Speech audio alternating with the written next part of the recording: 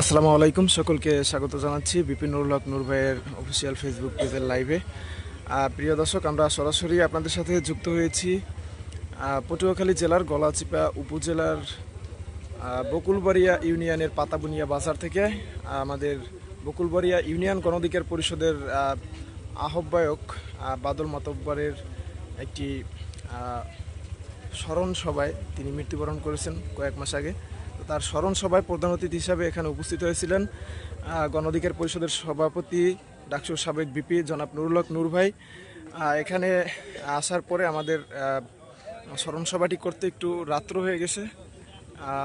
তারই ফাঁকে হাসান মামুনপন্থী, বিএনপির হাসান মামুনপন্থী কিছু নেতাকর্মীরা বিপিন নুরুল হক নূর ভাইকে এখানে অবরুদ্ধ করে রাখে।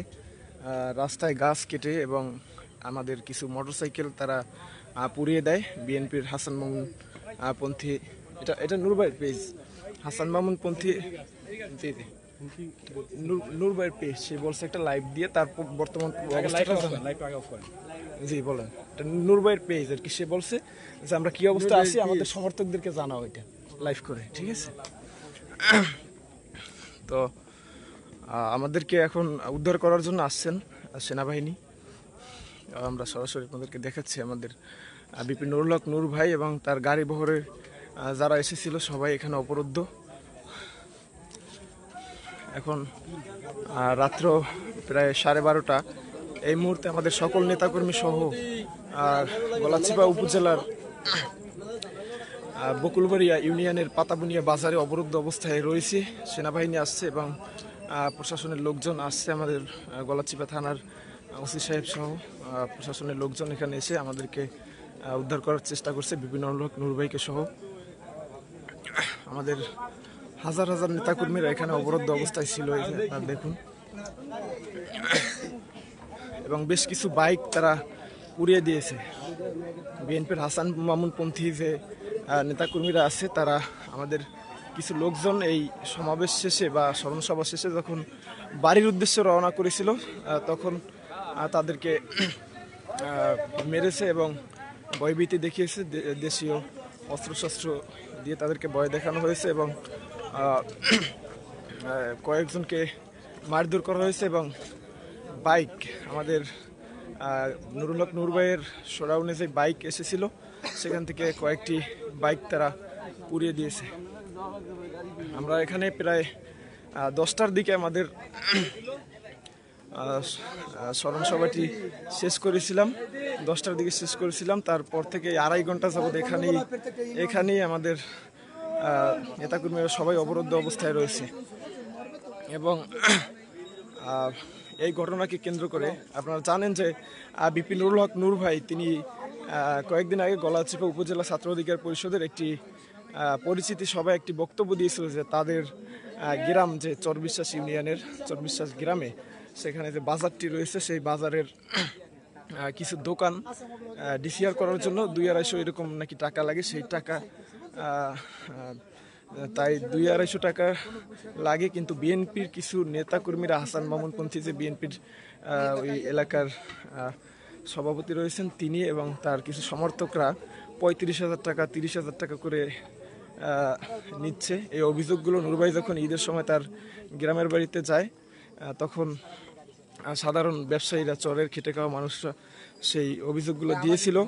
আর সেই অভিযোগের ভিত্তিতে নূর ভাই এই বিষয়টা নিয়ে প্রতিবাদ করেছিল।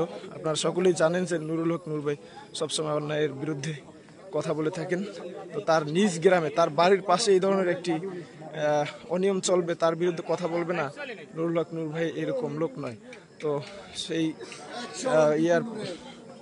সেই দুর্নীতির বিরুদ্ধে প্রতিবাদী বক্তব্য দেওয়ার কারণে তারা নুরুল হক নূর ভাইয়ের বিরুদ্ধে মিছিল বের করে তার এলাকা থেকে। পরবর্তীতে আমাদের লোকজনও একটি মিছিল বের করে তাদের নুরুল হক নূর ভাইকে যে খারাপ ভাষায় গালিগালাজ করে তারা স্লোগান দিয়েছিল, সেই স্লোগানের বিরুদ্ধে। তো শান্তিপূর্ণ সমাবেশে বা শান্তিপূর্ণ আমাদের সেই মিছিলটিতে ওখানকার বিএনপির কিছু হাসান মামুনপন্থী যে সমর্থকরা আছে তারা হামলা করে এবং অফিস ভাঙচুর সহ বিভিন্ন ঘটনা ওখানে ঘটে।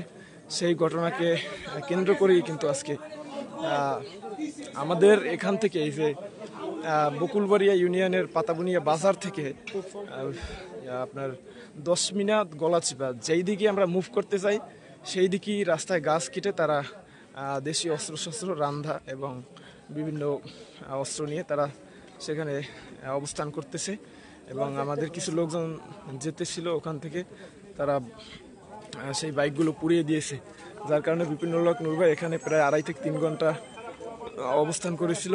এখন সেনাবাহিনী আমাদের উদ্ধার করার জন্য আসছে। সেনাবাহিনী এখন আছে, বিপিনুল হক নূর ভাইয়ের সাথে কথা বলতেছে। এখানে সেনাবাহিনীর একটি ফোর্স আছে।